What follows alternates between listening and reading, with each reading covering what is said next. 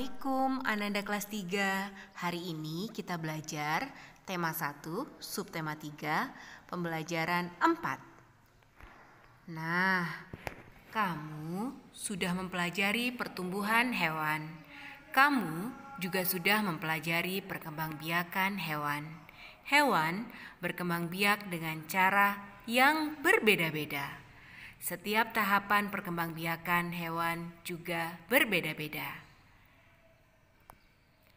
Amati gambar di bawah ini.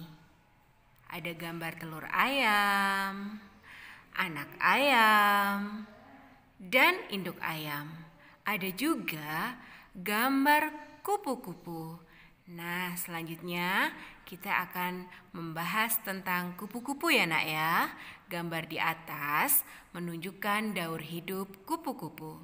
Setelah beberapa hari, telur kupu-kupu menetas menjadi ulat. Ulat memakan daun-daunan sehingga tubuhnya menjadi besar. Ini disebut dengan daur hidup kupu-kupu.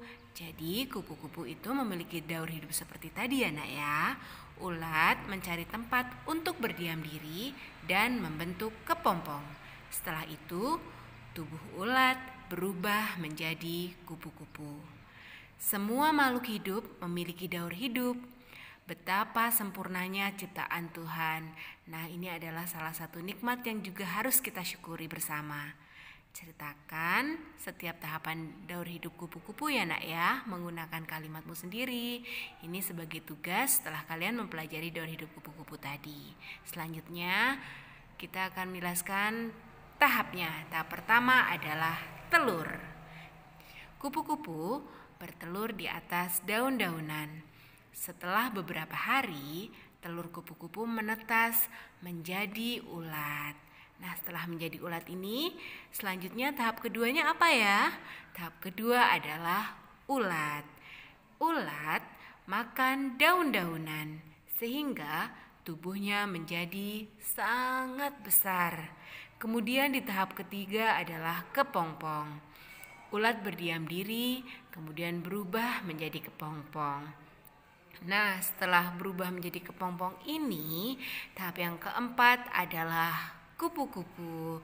Kupu-kupu setelah beberapa hari, ini kepompong berubah menjadi kupu-kupu yang sangat indah. Luar biasa ya nak ya, ciptaan Allah. Jadi kalau kita perhatikan lagi, daur hidupnya dari kupu-kupu adalah seperti pada gambar yang tertera di layar. Selanjutnya, yuk kita kerjakan latihannya. Ya, kalian diminta menuliskan 2 pertanyaan berdasarkan gambar kupu-kupu di samping. Untuk membuat pertanyaan, kalian harus mengingat 6 kata tanya. Apa sajakah itu? Yang pertama ada apa, kapan, mengapa, siapa, di, dari, dan kemana, serta bagaimana. Kemudian, kalian bisa menuliskan pertanyaannya pada lembar tersebut. Contohnya, apa warna sayap kupu-kupu tersebut? Contoh yang kedua, di mana biasanya kupu-kupu tinggal? Nah, sudah bisa ya membuat 2 pertanyaan berdasarkan gambar kupu-kupu. Selanjutnya kita akan beralih kepada pembahasan selanjutnya, yakni ada banyak sekali jenis kupu-kupu yang dapat kita temui di sekitar kita. Ukuran kupu-kupu ada yang besar dan ada yang kecil dengan bermacam-macam warna serta motif. Mari mencoba menirukan gerak sesuai dengan tahapan daur hidup kupu-kupu ya nak ya. Ini juga bisa jadi sistem untuk menghafal kalian. Ayo mencoba. Lakukan pemanasan terlebih dahulu. Kemudian ikuti gerakan sesuai gambar berikut ya nak ya. Bisa dicoba di rumah. Yang pertama, posisi telur. Posisi tidur telentang sambil mendekap kaki dan badan. Seperti telur ya nak ya posisinya. Selanjutnya posisi yang kedua adalah posisi ulat.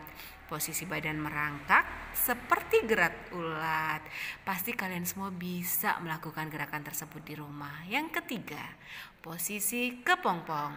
Posisi berdiri, tangan mengepal dan disimpan di atas kepala. Salah satu kaki diangkat menyerupai gerak menggantung pada pohon. Ini disebut gerak kepompong ya nak ya. Selanjutnya yakni gerak kupu-kupu, posisi badan berdiri dan tangan terbuka. Kemudian bergerak seperti gerak kupu-kupu, berlari sambil melompat-lompat. Wah, sangat menyenangkan. Nah, kemudian jawablah pertanyaan berikut ini sesuai dengan pengalamanmu saat menirukan gerak daur hidup kupu-kupu tadi ya nak ya.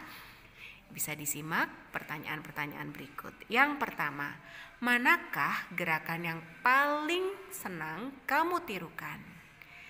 Ya, itu pertanyaan pertama. Jawabannya bergerak seperti gerak kupu-kupu. Ini bisa jadi jawaban kalian ya nak ya untuk kunci jawaban nomor 1. Kemudian yang kedua, manakah gerakan yang paling mudah kamu tirukan? Coba jawab. Kira-kira apakah gerakan yang paling mudah kamu tirukan? Sudah punya jawabannya? Iya, gerakan menirukan gerak telur boleh. Atau gerakan yang lain juga bisa. Silahkan kalian bisa isi pertanyaan nomor 2 sesuai dengan yang paling mudah kamu tirukan.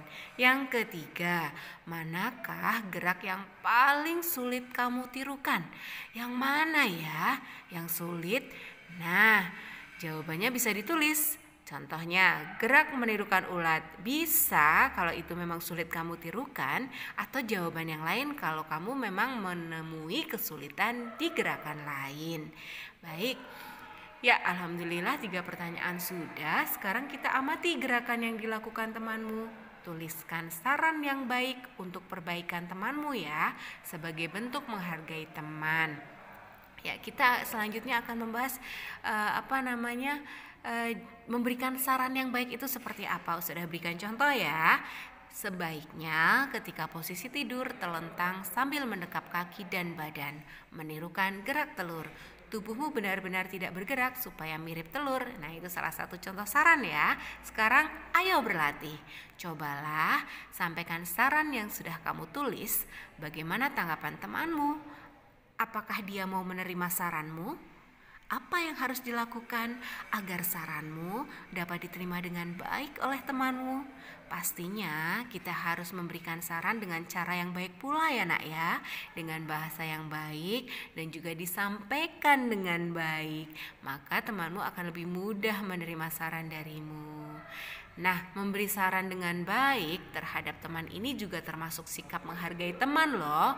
Kita harus memberikan saran yang baik jika melihat teman kita melakukan hal yang keliru. Ini kita lakukan sebagai tanda kita sangat menyayangi teman-teman kita.